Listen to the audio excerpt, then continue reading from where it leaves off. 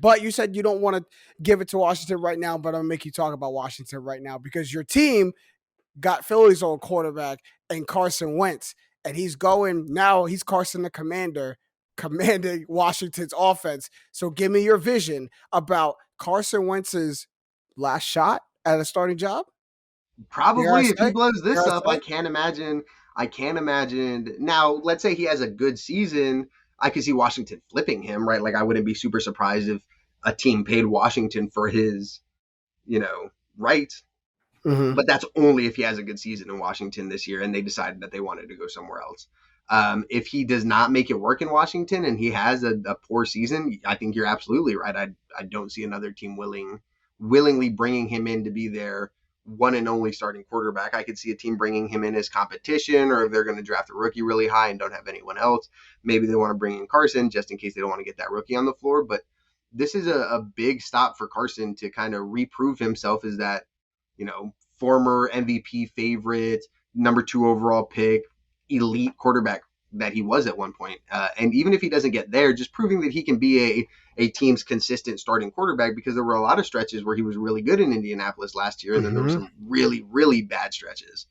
And so I do think that, like you said, this might be his last opportunity to get to be a starter somewhere. But with Washington, I think it's a huge move for them, because what a lot of people don't realize is, as far as quarterback upgrade goes, besides Denver going from Drew Lock to Russell Wilson, there's really probably not.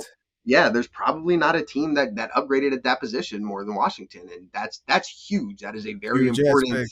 That is, if there is any position to upgrade on in any sport, it is at the quarterback spot in football. Washington's got their number 1. They paid their number 1. Right, Terry's going to be here for 3-4 more years. That's a guy that is going to work out really, really well with Carson Wentz, because Terry kind of did not have the opportunity to be a deep threat last year. Taylor Heinicke was really, really limited on what he could do. He could only throw the ball so far. He could only throw the ball so fast, and that really deterred a lot of Terry's production. I think this opens up a ceiling for Terry McLaurin that he hasn't had yet, just in terms of his on-field production. I think that you've got a lot of opportunity for some of these guys. Jahan Dotson, the rookie, when Logan Thomas comes back, Antonio Gibson, J.D. McKissick, like they've got a really good opportunity to be productive. Yeah, and listen to the names you rattled off. That's just on the offensive end. We didn't even talk about the defense, which is always formidable. And a lot of people are forgetting that Chase Young missed all of the season last year, getting injured in the very beginning of the season. You get a healthy Chase Young back who's going to be dynamic.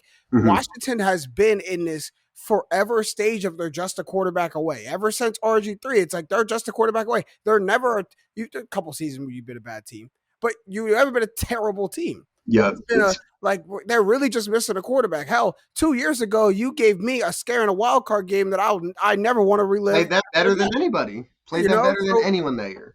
So you get what should be a serviceable quarterback. And I'll say this on the record. I've been on the record saying this.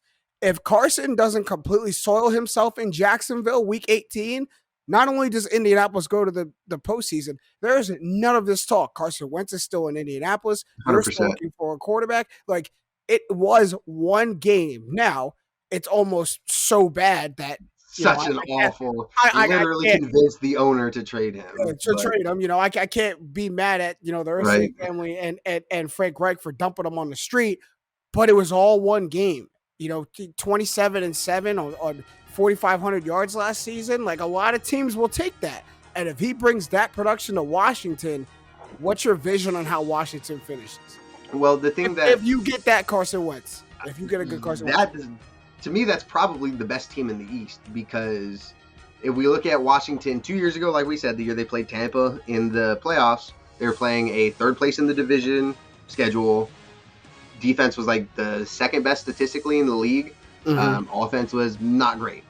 Then we go to this past year, you're playing that first place in the division, right? You're playing the best teams in the NFC, and you're still surviving, right? They were in the wild card race till a couple of weeks out after losing guys like like Chase Young, like we talked about. Montez Sweat missed a lot of time. They lost a lot of important guys on that defense. I think coming back this year, they've got that third place schedule again. They've got, I believe, the easiest schedule in the NFL this year looking forward. If you get that Carson Wentz that Indianapolis had last year, that's a major upgrade to your quarterback position from what the team had last year. I think you're looking at, an 11-win team, a team that's firmly in that third or fourth seed of the playoffs. It's a team that they're going to win the division if he plays like that. I don't think like the Eagles, Jalen Hurts would have to take a major step forward, and or Dallas's defense would have to continue their massive turnover luck to be able to maintain wins like that. And so it'll be really, really interesting to see. But if Washington gets good Carson Wentz and the defense plays like it did 2 years ago, that's one of the better, more complete team. That's probably the most complete team in the division.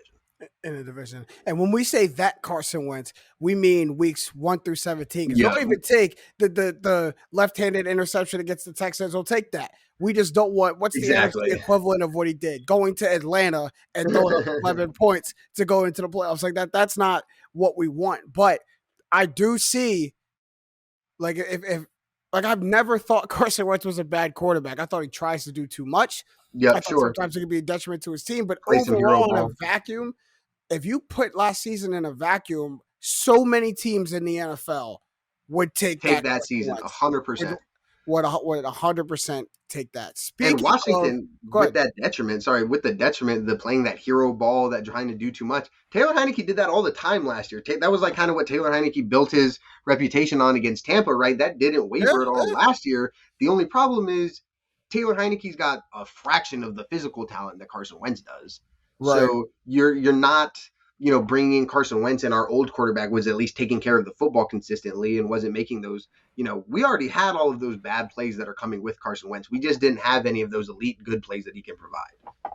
True. And if you look at the tape, right, the Carson Wentz's most heroic plays, a lot of them are on Washington. Yeah, a hell of a lot of them are on Washington. So many. The one he gets out of the big scrum. Like 4-person sack. Yeah, everyone knows. Yeah, the on the run throw to Miles Sanders in the back of the end zone, which is still one of the craziest throws I've seen in a long time. Like, I wonder how much of that you could see, and then when a team was willing to trade him, be like, hell, I've watched that quarterback, in front of my eyes, make incredible plays against my team. I'm not giving up on him. And think about who's the head coach. A guy who's known to not give up on a quarterback probably far after he should have. As a fault. Like Ron Rivera held on to Cam Newton just out of respect for him. And the entire world, even Cam Newton fans like me, were telling Ron, like, hey, dude, like, Cam's done. You got to let him go. So if there's anyone to give a second chance to a quarterback, I think it's going to be Ron Rivera. So, we'll see what he does with that. But